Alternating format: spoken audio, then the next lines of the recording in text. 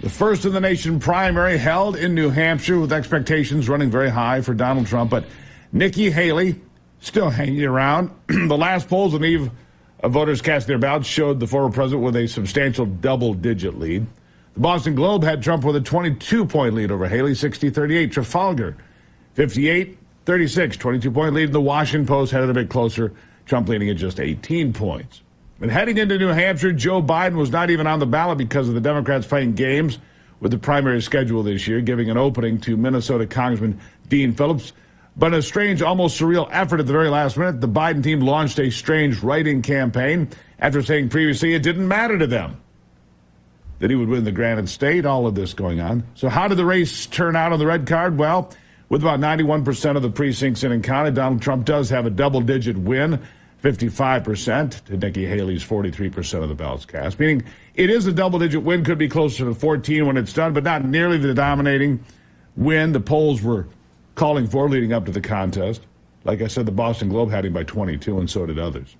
And the reactions were strong as the numbers rolled in throughout the evening. It only took about 10 minutes for the race to be called. 10 minutes after 8 o'clock, and the race was called by all the major news outlets because it was obvious Donald Trump was going to win. Now, Ronna McDaniel, the RNC chair, among those saying it's time to get on board with Donald Trump and move forward with this election. Here she is. I'm looking at the math and the path going forward, and I don't see it for Nikki Haley. I think she's run a great campaign, but I do think there is a message that's coming out from the voters, which is very clear. We need to unite around our eventual nominee, which is going to be Donald Trump, and we need to make sure we beat Joe Biden. It is 10 months away till the November election, and we can't wait any longer to put our foot on the gas, to beat the worst president, to beat a president that's kept our borders open, allowed fentanyl to pour through, allowed inflation to go rampant. He is hurting the American people, and we need to do everything we can to unite so that we can defeat him. So meanwhile, Joe Biden did win that write-in campaign. He won this write-in campaign that came late in again, doesn't make a lot of sense, does it? The congressman from Minnesota, he came in with 20%, but Joe Biden had his comments not read by himself, but by his hero, Rachel Maddow at MSNBC. Joe Biden clearly in bed by 8 o'clock, unable to answer the bell at that hour to do anything important, which is damn dangerous to us when things really matter. But here, listen to this. It is now clear that Donald Trump will be the Republican nominee. And my message to the country is the stakes could not be higher.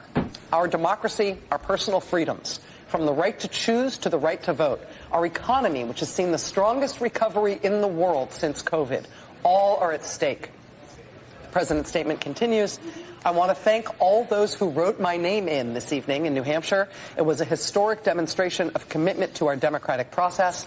And I want to say to all those independents and Republicans who share our commitment to core values of our nation, our democracy, our personal freedoms, an economy that gives everyone a fair shot, to join us as Americans. Let's remember we are the United States of America, and there is nothing we cannot do if we do it together. Right, except close the border and get our economy fixed, or stay out of wars we shouldn't be in.